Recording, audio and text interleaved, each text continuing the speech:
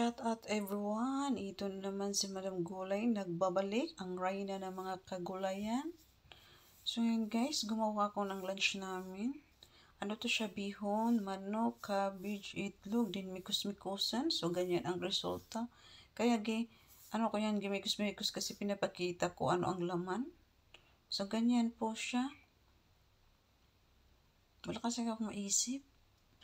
Thank you pala sa aking mga subscriber and followers sa walang sawang panonood sa aking mga video, walang kakwinta-kwinta. So ito na. So yun lang mga kagulays.